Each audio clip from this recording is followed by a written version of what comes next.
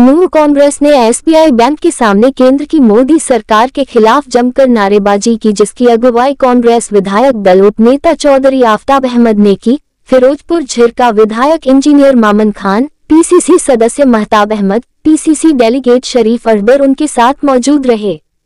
कांग्रेस विधायक आफ्ताब अहमद पार्टी कार्यकर्ताओं व पदाधिकारियों के साथ पैदल मार्च करते हुए जिला कांग्रेस मुख्यालय नूर से एसबीआई व एलआईसी दफ्तर के पास पहुंचे, जहां जमकर भाजपा सरकार के खिलाफ जोरदार विरोध प्रदर्शन किया और नारेबाजी की। विधायक आफ्ताब अहमद ने कहा कि केंद्र सरकार की गलत नीतियों के कारण पूरा देश खासकर मध्यम वर्गीय परिवार चिंतित है। मोदी सरकार द्वारा अदानी समूह में एसबीआई एवं एलआईसी जैसी सरकारी संस्थाओं के बेहद जोखिम भरे लेन देन और निवेश ने भारत के निवेशकों, एलआईसी एवं एसबीआई के खाता धारकों के ऊपर प्रतिकूल प्रभाव डाला है। विधायक आफ्ताब अहमद ने केंद्र सरकार से मांग की है कि अदानी समूह से जो लेन देन हुआ है उसकी सुप्रीम कोर्ट के मुख्य न्यायाधीश या संयुक्त संसदीय समिति के तहत निष्पक्ष जांच की जाए। उन्होंने कहा कि एलआईसी, एसबीआई व अन्य राष्ट्रीयकृत बैंकों के जबरदस्त निवेश पर संसद में चर्चा की जानी चाहिए और निवेशकों की सुरक्षा के लिए उचित कदम उठाने जाने चाहिए। विधायक आफ्ताब अहमद ने केंद्र की भाजपा सरकार के ऊपर आरोप लगाते हुए कहा कि आज देश का हर वर्ग चिंतित है, लेकिन सरकार इस पर पर्दा डाल रही है। केंद्र सरकार व्यक्ति विशेष को लाभ पहुंचाने के लिए कार्य कर रही है।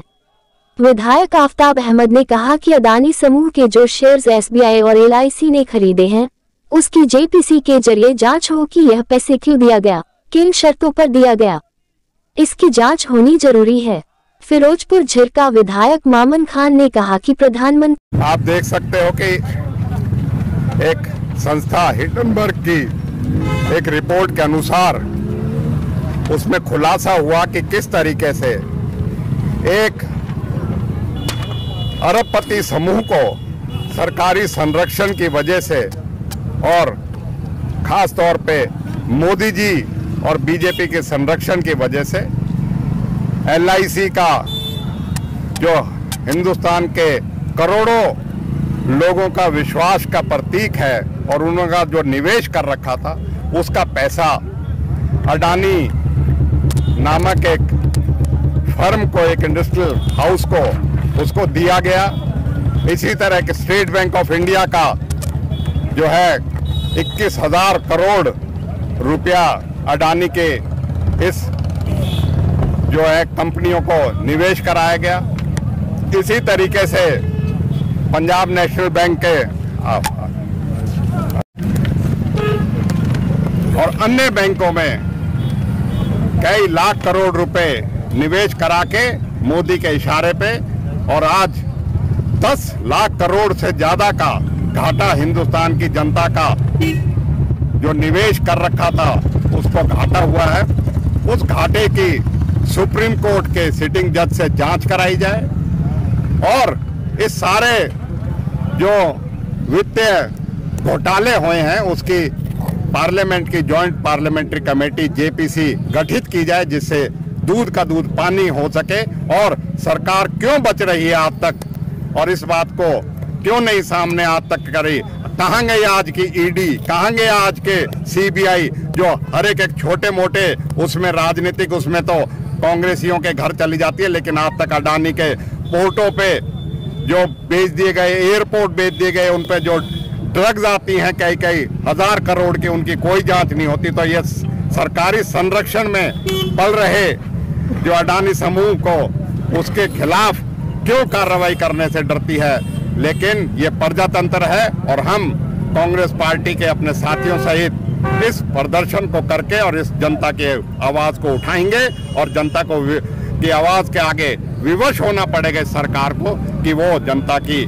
आवाज को और जनता का जो नुकसान हुआ है उसके कारणों का और उसकी जिम्मेवारी को फिक्स करे, जिससे इस देश में प्रजातंत्र का राज बहाल हो और ये जो हम दो हमारे दो की सरकार है उसका जनता के सामने पर्दाफाश हो। केंद्र बजट से ज्यादा बड़ी खबर जो है अडानी के स्कैम की है और आप देख सकते हो कि क्योंकि 10 लाख करोड़ में तो कई केंद्र के बजट की जो है कई महकमे जो है उसमें उनका उससे ज्यादा पैसा जो है उससे कम पैसा है 10 लाख करोड़। तो आज हमारा तो यही है, ये सरकार विफल सरकार है। ना किसानों की, ना बेरोजगारी की, किसी की, ना गरीब की कोई बात करती है। अपने किए हुए वादों को करके, और अब केंद्र का बजट जो है वो चुनावी जुमला दिया गया है और कोई नहीं है, जनता के लिए कोई राहत नहीं। जिस तरह से मेरे सीनियर साथी आफ्ताब जी ने आपको विस्तारपूर्वक बताया है कि अडानी ने जिस तरह से देश में स्कैम किया है, 10 लाख करोड़ रुपए का घोटाला किया है, LIC के जितने लोगों को पैसे लगे हुए थे सबको लूटने का काम करे। इससे पहले नीरव मोदी वगैरह ने दुनिया भर के पैसे हिंदुस्तान से ले जाके दूसरे देशों में जाके ये लोग बस गए और सरकार बिल्कुल विफल है। और जो यहाँ के आम आदमी है, चाहे नवयुवक है, चाहे दुकानदार है, किसान हैं, बेरोजगार है, सभी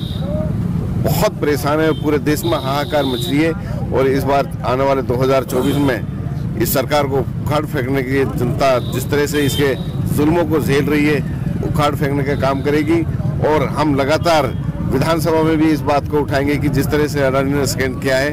इसको विधानसभा में भी, रोडों पर भी हर तरह से लोगों की आवाज़ को बुलंद करेंगे और इसके खिलाफ धरना प्रदर्शन हमारा जारी रहेगा।